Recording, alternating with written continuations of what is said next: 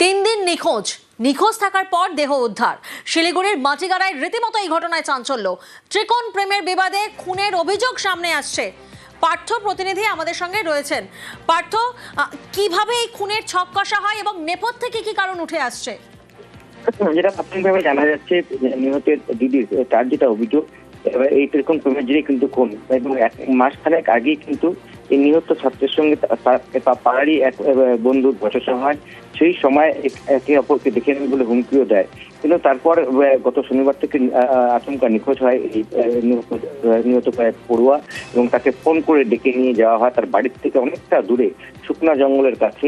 সেখানে তাকে মারধর করা হয়, পিলচয় ঘুষি, এবং তারপর তার মূল যে অভিযুক্ত সে তার কোমরের বেল্ট খুলে এই স্কুল পড়ুয়ার গলায় পেঁচিয়ে শ্বাসরোধ করে খুন করে, এমনটাই কিন্তু প্রাথমিকভাবে অভিযোগ উঠে এসেছে। গোটা বিষয়টি খতিয়ে দেখছে মাটিগাড়া থানার পুলিশ, এবং ইতিমধ্যেই কিন্তু এক নাবালককে পুলিশ গ্রেপ্তার করেছে। ঘটনার সময় নাবালক সেখানে উপস্থিত ছিল বলে প্রাথমিকভাবে জানতে পেরেছে, এবং তাকে জেরা করেই কিন্তু কোন জায়গায় খুন হয়েছে এবং সেখান থেকে গিয়েই কিন্তু নিহত ছাত্রের দেহ উদ্ধার হয়। গোটা ঘটনা নিয়ে মাটিগাড়া শিমুল থানায় উত্তেজনা রয়েছে। হয়তো বন্ধু বান্ধবের বাড়ি গেছে, কাল রাতে যাদেরকে সন্দেহ করা হয়েছে তখন স্বীকার করেন না। রাত 8টার দিকে গিয়েছিলাম, সে স্বীকার করে ছিলাম, আর আরেকজন ছিল, তিনজন মিলে আমরা নিয়ে গেছি টোটোওয়ালার। তো কোথায় নিয়ে গেছি মারামারি হয়, বিবাদ হয়, অফিসারগুলো বলছে। আমরা বলার পরে ওরা নিজেরা দেখিও নাই, আমরা তো আগে জানতাম না, পরে শুনলাম একটা মেয়ে নিয়ে নাকি ছানবিন করে 10 থেকে খোঁজা শুরু করছি। ছানবিন করার পরে আছে আশেপাশে বন্ধু বান্ধবের বাড়ি, রাত্রে খুঁজতে মোটামুটি 2-2:30টার দিকে সে বডি মিলছে। একদিকে আপনারা দেখলেন ত্রিকোণ প্রেমের জেরে খুন, আর এবার দেখাবো মাত্র 30 টাকা। মাত্র 30 টাকার জন্য স্ত্রীকে খুন। হারোয়ার ঘটনা। রাতে 30 টাকা নিয়ে স্বামী এবং স্ত্রীর মধ্যে বচসা হয়, আর তারপর পাড়াপড়শিদের হস্তক্ষেপে সাময়িকভাবে বিবাদ মেটে, কিন্তু তারপর ঘটে যায় নৃশংস এক ঘটনা। অনুপম প্রতিনিধি আমাদের সঙ্গে রয়েছেন। অনুপম, কি জানা যাচ্ছে? এই যে হারোয়া থানার পশ্চিমপাড়া এলাকার ঘটনা, এখানে রবিউল ইসলাম বলে এক যুবক, তার স্ত্রী রুবিয়া সুলতানা, তাকে শ্বাসরোধ করে খুন করার অভিযোগ তার বিরুদ্ধে, এবং যেটা সামনে আসছে বা যেটা এলাকার মানুষ থেকে তার পরিচিতি পাড়া প্রতিবেশী সবাই যেটা অভিযোগ তুলছে, যে মাত্র 30 টাকা নিয়ে এই গন্ডগোলের সূত্রপাত। তার কারণ এই যে রুবিয়া সুলতানা এবং রবিউল ইসলামের যে সন্তান, সে যে গৃহ শিক্ষকের কাছে পড়তো, সে 30 টাকা পায়, সে তাগেদা করছিল, তার কাছে চাচ্ছিল, এবং সেই নিয়ে রুবিয়া সুলতানা তার স্বামীকে বেশ কয়েকবার বলে, এবং এই 30 টাকা নিয়ে স্বামী স্ত্রীর মধ্যে গন্ডগোল, এবং সাময়িকভাবে এলাকার যেসব গ্রামবাসীরা রয়েছে তারা সাময়িকভাবে সেটা মীমাংসাও করে দেয়। কিন্তু তারপরেও রাত্রে রুবিয়া সুলতানের সঙ্গে তার স্বামীর সঙ্গে ব্যাপক গন্ডগোল ঝামেলা হয়, এবং তারপরে এই রবিউল ইসলাম তার স্ত্রীকে গলা টিপে খুন করে বলেই কিন্তু অভিযোগ। এবং ইতিমধ্যে হারোয়া থানার পুলিশ রবিউল ইসলামকে গ্রেপ্তার করেছে, এবং রুবিয়া সুলতানের দেহটি উদ্ধার করে ময়নাতদন্তের জন্য বসিরহাট মহকুমা হাসপাতালে পাঠিয়েছে। উল্টো দিকে এই যে রবিউল ইসলামের এই যে পাশবিক যে মনোভাব বা এই যে এটি কিন্তু এলাকার মানুষ রীতিমতো ক্ষুব্ধ। রবিউল ইসলাম একেবারে নৃশংস এক ঘটনা। বৌমা যাবার পরে শাশুড়ি দরজা খুলিনি, তারপর আমাদের কমিটি গিয়ে দরজা খুলে দিল। রাত্রিবেলা ওকে মারধর করে এবং গলা টিপে হত্যা করে নিজের সিলিন্ডার, হারোয়া থানায় এসে নিজের সিলিন্ডার পুরো স্বীকারোক্ত হয়েছে। আমরা গ্রামবাসী সবাই আমরা সেই মহিলার পক্ষ থাকবো, তার 2টো বাচ্চা আছে, যারা দোষী তাদের তো সাজা হবেই। আর এবার নজর রাখবো মুর্শিদাবাদের সাগরপাড়ার দিকে, কারণ সেখানে রীতিমতো সংঘর্ষ, জানিয়ে উত্তেজনা দানা বেঁধেছে। যে ছবি এই মুহূর্তে আপনারা দেখছেন, মুর্শিদাবাদের সাগরপাড়ায় সংঘর্ষ। সাগরপাড়ার ধনিরামপুর বাজার এলাকায় রীতিমতো মারপিট, এবং সেই মারপিটে জখম দুপক্ষের 4 জন। হামলা, পাল্টা হামলা।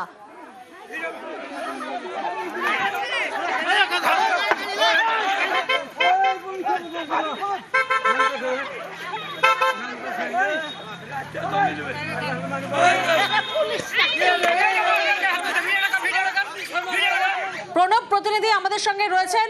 প্রণব, কি কারণে এই সংঘর্ষ এবং এই দুপক্ষ আসলে কারা? সামান্য জমি দখলকে কেন্দ্র করে উত্তর মুর্শিদাবাদের সাগরপাড়া ধনেরামপুর বাজার এলাকা সকালবেলাতেই রহিম শেখ তার জমি রয়েছে, তার পাশেই নাজমুল শেখ সে দখল নিতে আসে বলে অভিযোগ। রহিম শেখের পিসি সেই জমি বিক্রি করেছে এবং এই নিয়ে গন্ডগোল কিন্তু দীর্ঘদিন ধরেই চলছিল। তারপরে আজকে সকালবেলাতে যখন নাজমুল শেখ তার লোকজন নিয়ে আসে, তারপরেই তাদের মধ্যে বচসা হাতাহাতি, তারপরে কিন্তু লাঠালাঠি শুরু হয়ে যায় এবং ঘটনায় 4 জন আহত হয়। তাদেরকে প্রাথমিক স্বাস্থ্য কেন্দ্রে নিয়ে যাওয়া হয় চিকিৎসার জন্য। এই ঘটনায় সঙ্গে সঙ্গে সাগরপাড়া থানার পুলিশ চলে আসে এবং 5 জনকে আটক করে এবং 2 পক্ষ থেকে কিন্তু অভিযোগ দায়ের করেছে সাগরপাড়া থানায়। গোটা ঘটনা তদন্ত করছে সাগরপাড়া থানার পুলিশ। বেশ, উঠে রাস্তাতে উঠছি তো আমার বাড়ির সামনে ভ্যানে করে সাথে বাসানে পুঁততে গেছে। কারা? শামসুদ্দি, দশরথ আর ওই মহি আরও 10-15 জন এসে ঘিরতে লেগেছে। আমি আমার বাধা দিয়েছে, আমাকে এসে পিছন থেকে এসে মারতে গেছে, হাসি দিয়ে লাঠিতে মারতে লেগেছে।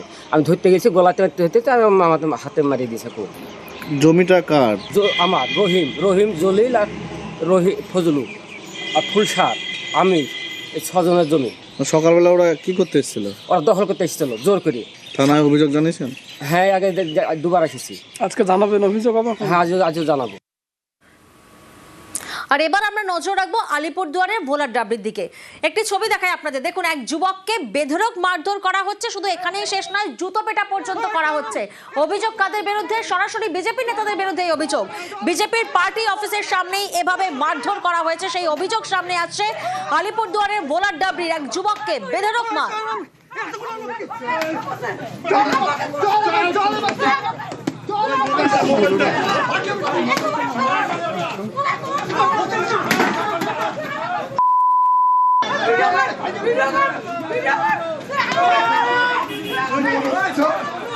রাজকুমার প্রতিনিধি আমাদের সঙ্গে রয়েছে। রাজকুমার, যে ভিডিও আমরা দেখছি, এক যুবককে বেধড়ক মারধর করা হচ্ছে, জুতো পেটা করা হচ্ছে, কারণ কি? যারা মারছেন তারা কারা? দেখো, এই যে যুবককে মারধর করা হচ্ছে, জুতো পেটা করা হচ্ছে, যে ছবি আমরা দেখাচ্ছি প্রকাশ্য রাস্তায় কিন্তু এই যুবককে এভাবে মারধর করা হয়েছে। এই ঘটনাটি ঘটেছে হচ্ছে আলিপুরদুয়ার শহরের যে বিজেপির যে জেলা কার্যালয়, অর্থাৎ আলিপুরদুয়ার যে ট্রান্সপোর্ট এলাকা, সেই ট্রান্সপোর্ট এলাকাতে এই ঘটনাটি ঘটেছে। যারা মারধর করছেন তারা কিন্তু বিজেপির নেতা এবং নেত্রী রয়েছেন। এই দলে যেমন রয়েছে বিজেপির যে জেলা সহ সভাপতি যিনি রয়েছেন বিজেপি নেত্রী মানসী বর্মন, তেমনি জেলা কার্যালয়ের যে সম্পাদক রয়েছে শঙ্কর সিংহ, তিনিও রয়েছে। এছাড়াও কিন্তু বিজেপির মন্ডল সভাপতি এবং বিজেপির কর্মীরা এই ঘটনার সাথে যুক্ত রয়েছে। আর যাকে মারধর করা হয়েছে সেই যুবকের নাম সম্রাট শর্মা চৌধুরী। তার বাড়ি হচ্ছে আলিপুরদুয়ার শহর লাগোয়া ভোলার ডাবরিতে। অভিযোগ, এই যুবক হচ্ছে বিজেপি কার্যালয়ের সামনে গিয়ে বিজেপির যে মহিলা কর্মী তাদেরকে কটূক্তি করেছেন এবং শুধু তাই নয়, তিনি ভিডিও করছিলেন এবং বিজেপির বিরুদ্ধে নানা অকথা বলছিলেন। বেশ, বিজেপি ক্ষমতায় আসে নাই, তাতেই এই বিজেপির রূপ দেখবে লোক। আপনি কোন পেপারে আছেন? কোন পেপারে নয়, আমি একে নিউজ বাংলা ডিজিটাল মিডিয়ার সাংবাদিক। দেখেন আপনারা সাংবাদিক দেখছেন তো, এইভাবে শঙ্কর সিনহা পার্টি অফিসে মধুচক্র চালায়।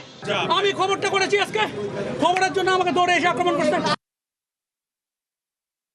ও মাঝে মধ্যেই প্রেসিডেন্টকেও গালিগালাজ করে, আমাদের মহিলাদের গালিগালাজ করে, পার্টি অফিসে নাকি মধুচক্র চলে। আমি তো সারাক্ষণ পার্টি অফিসে থাকি। একটা লোক বিড়ির সিগারেট পর্যন্ত খেতে দেয় না এই অফিসে। এইসব আলফাল অভিযোগ করে, কার থেকে পয়সা খেয়ে না কার থেকে তোলা খেয়ে এইসব জিনিস বিজেপির নামে অভিযোগ করছে জানি না। জনতার ক্ষিপ্রতা ওকে কিছু মারচট থাপ্পড় মেরেছে, পাবলিকও মেরেছে। কারো থেকে পয়সা নিয়ে এসব কথাবার্তা বলে বিজেপি নাম খারাপ করবার চেষ্টা করছে।